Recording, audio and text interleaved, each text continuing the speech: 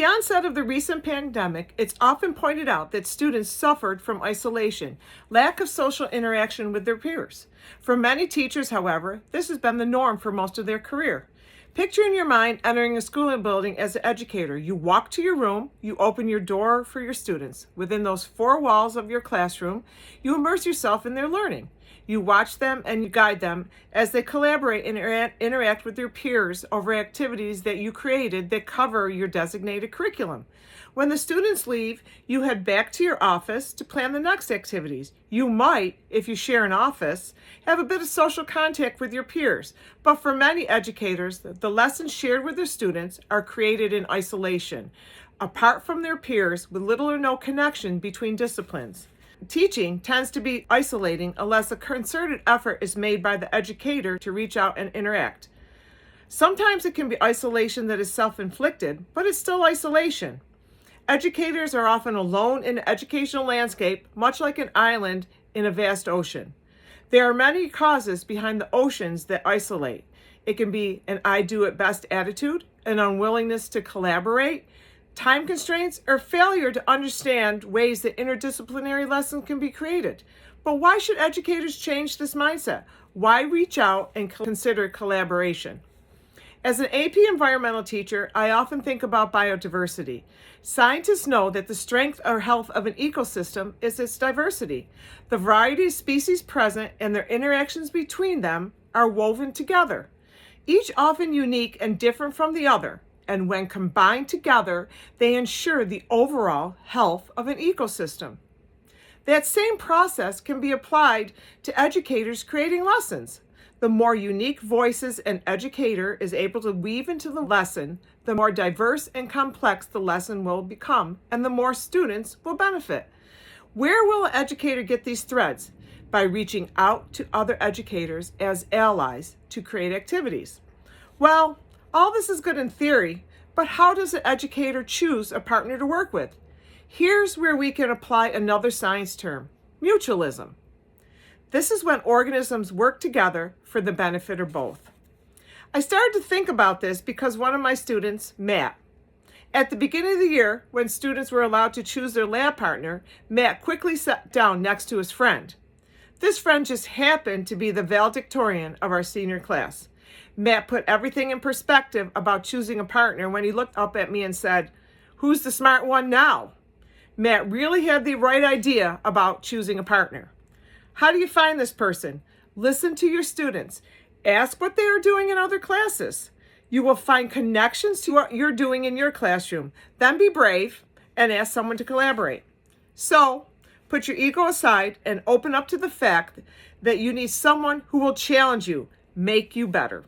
That means, yes, your partner may be smarter than you in some areas. That's awesome.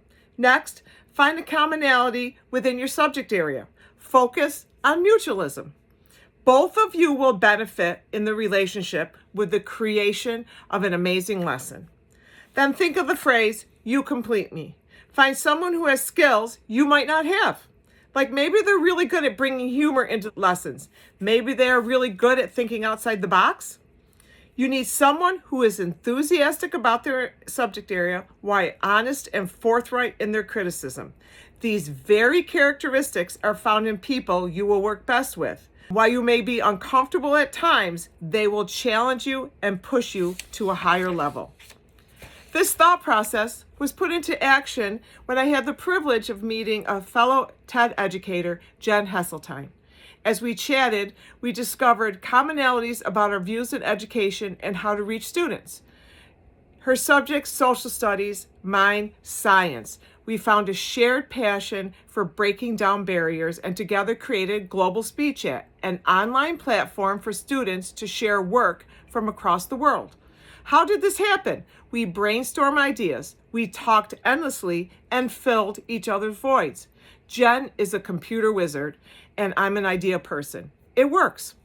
Likewise, after spotting a gigantic plywood circle being used as a vinyl record prop in the school musical, an idea germinated to create a giant protractor. Why a giant protractor? To model the angle of sun, of course.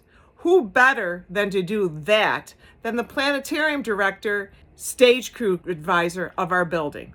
The end product was an experience that was unique, interesting, and hands-on, and hilarious. Why?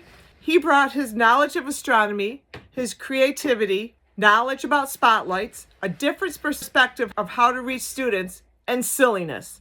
We had a lot of fun. What did I bring? Enthusiasm for a gigantic classroom prop, content knowledge of what was needed to be covered in the curriculum, and perseverance. I had a driving need to have access to a giant protractor and a fun lab for my students. The end product was far better than I could have ever created myself.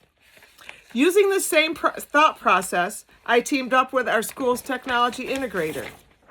The partnership created a blackout poetry lesson, now a favorite lesson that my students enjoy. Yes, blackout poetry in a science classroom. The technology integrator, who was once my former student Caitlin, now continues to challenge me to think outside of the typical everyday of my environmental science classroom to come up with lessons that combine different content areas. This could not have been accomplished by myself in the classroom all alone. The strength of a rope is bolstered by the amount of its strands. This thought process can be applied to a lesson creation in the classroom. A lesson put together by a group of individuals with a diverse academic backgrounds will be much more creative and complex than a lesson created in isolation. I'm asking for educators not to be afraid to challenge themselves. Can you really combine English and science, global studies and math, music and a second language? Yes. Every educator that participates sees things from their own perspective.